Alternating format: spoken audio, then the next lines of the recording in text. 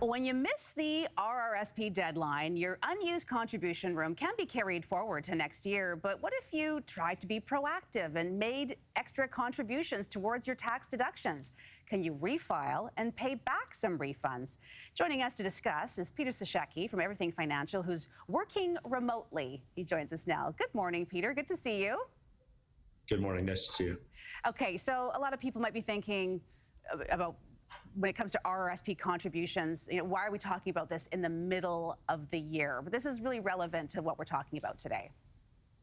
It is, especially with the late filing extension this year that brought us into June in a lot of cases with people filing. They're just getting their refunds now, or some people just filed recently.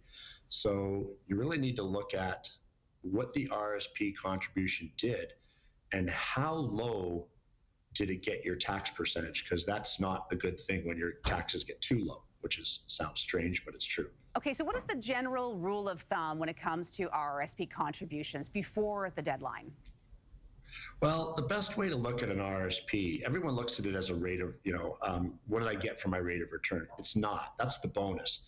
The best way to look at it is what did you save on taxes? So if you're, let's just say, carrying a 42% tax bracket, buy enough in RRSPs to get you right to the bottom of that 42% tax bracket. Don't go putting in all these RRSPs to get you to a 28% tax bracket, because we're really not that far apart, because then you've left 14% on the table with the government.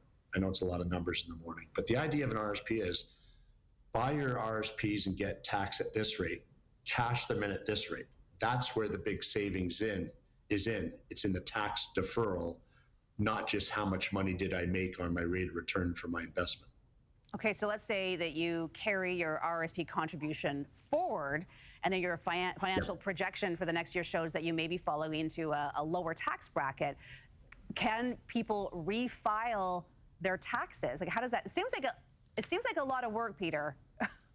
Yeah, it's a T1 adjustment. You can refile, say, let's look at it the other way, Carrie. You're in a lower tax bracket right now, but next year you're getting raises or bonuses or things are happening, or maybe you're going to have capital gains on something. So you want to save that RRSP for when it's going to give you more bang for your buck next year. So refile and get those RRSP contributions back so you can use them the following year when they're going to get you a much bigger tax refund than they are at 28%, like I just said, versus say 42%. Yeah, might be worth it to do that. Are people You need help to do this, though, that's for sure. Yes, it sounds like there is a lot of work and adjusting and back and forth. So yeah, get a professional. Are people able to use just part of their unused RRSP contribution, or do they have to use it all at the same time? No, they can use part of the room as long as they have the room there. They don't have to use it all. They have to declare they have the RRSPs, but they don't have to use it all as a contribution. And this becomes really important, especially with people who, January and February, right, Carrie, we talk about that RRSP, let's just say deadline. I don't like that other word, season, you know that. But you buy a lot of RRSPs just in case, because you don't know what you're going to need. And then you go, okay, I don't need this extra $2,500, so I'll save that for next year's taxes and just use part of it for now. And that's a good strategy, because in Canada, our system is flawed. You have to buy your RRSPs if you want them, by let's just say March 1st, depending on how many days in the year, but you don't even know what your taxes are going to be till mid to late April, where it kind of doesn't make sense. Those days, to be fair to the public, should be the same day to allow you to do proper tax planning. All right. Peter, it's all the time we have. Great, interesting advice this morning, and a happy birthday to you.